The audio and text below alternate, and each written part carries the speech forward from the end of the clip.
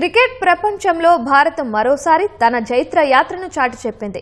T20 ప్రపంచ cup final పోరులో భారత అద్భుత విజయాన్ని అందుకుంది. ముచ్చటగా మూడోసారి ప్రపంచ కప్ను కైవసం చేసుకుని కోట్లాది మంది భారతీయుల కలను సాకారం చేసింది. నిన్న జరిగిన ఫైనల్ మ్యాచ్లో భారత ఆటగాళ్లు ఆల్రౌండ్ ప్రదర్శనతో అదరగొట్టారు. ఈ అద్భుత ప్రదర్శనపై దేశవ్యాప్తంగా ప్రశంసల జల్లు కురుస్తోంది.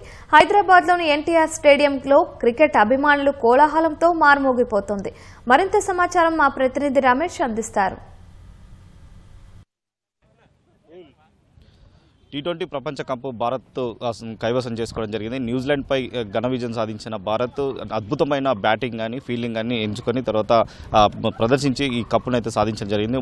అంటే మూడోసారి కూడా భారత్ ప్రపంచ కప్కు సంబంధించి కూడా కైవసం చేసుకోవడం ఒక చరిత్రగా సృష్టించడం జరిగింది. నిన్న జరిగిన మ్యాచ్కి సంబంధించి కొంతమంది క్రికెట్ అభిమానులు ఉన్నారు, వారిని అడిగి మరిన్ని తెలుసుకుని అసలు నిన్న ఫీల్డింగ్ కానీ బ్యాటింగ్ కానీ తర్వాత బౌలింగ్ సంబంధించి కూడా ఏ విధంగా ఉందో వారితో మాట్లాడించే ప్రయత్నం చేద్దాం. ఎలా ఉంది రాత్రి మ్యాచ్ చూశారు కదా, ఎలా ఫీల్ అవుతున్నారు, ఎలా ఉంది? ఫీల్ అవుతున్నాం అండి. స్పెసిఫిక్గా చెప్పాలంటే సంజు శాంసన్ లాస్ట్ ఆడిన 3 మ్యాచ్లు చాలా అద్భుతం అని చెప్పుకోవచ్చు. అలానే అభిషేక్ శర్మ అయితే చాలా బాగా ఆడారు. సో తర్వాత వచ్చిన ఇషాంత్ కిషన్ కానీ అందరూ బాగా ఆడారండి. అదే అంతా టీం వర్క్ కింద అయితే బాగా చేశారు. Really we are happy with India. మూడోసారి ప్రపంచ కప్ గెలవడం ఎలా ఫీల్ అవుతుంది? చాలా హ్యాపీగా ఫీల్ అవుతాను. ఇది చాలా అదృష్టంగా కూడా భావిస్తున్నాం.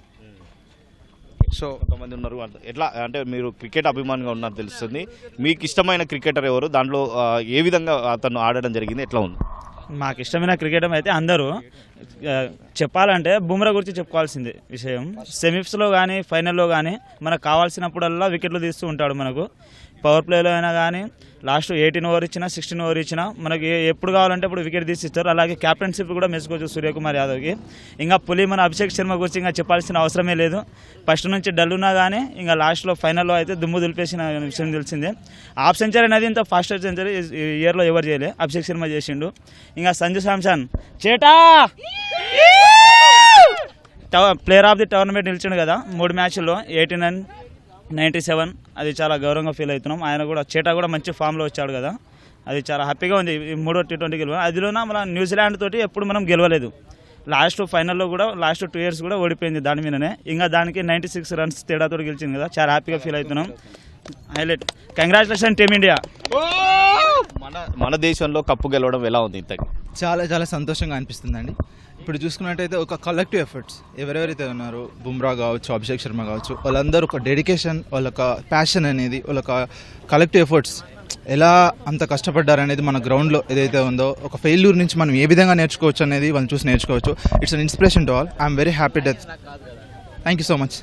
మొత్తం మీద అంటే బౌలింగ్ కానీ బ్యాటింగ్ కానీ అద్భుతంగా ప్రదర్శించడం జరిగింది.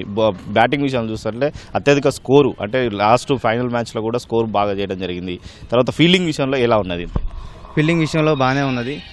కొంచెం వాళ్ళు న్యూజిలాండ్ ఫీల్డింగ్ అనేది కొంచెం వాళ్ళు బాగా చేశారు. వాళ్ళ ఫీల్డింగ్ అనేది కొంచెం ఎడబాడైనా మనకి ఇంకా ఎక్కువ పరుగులు వచ్చే ఛాన్సెస్ ఉంది.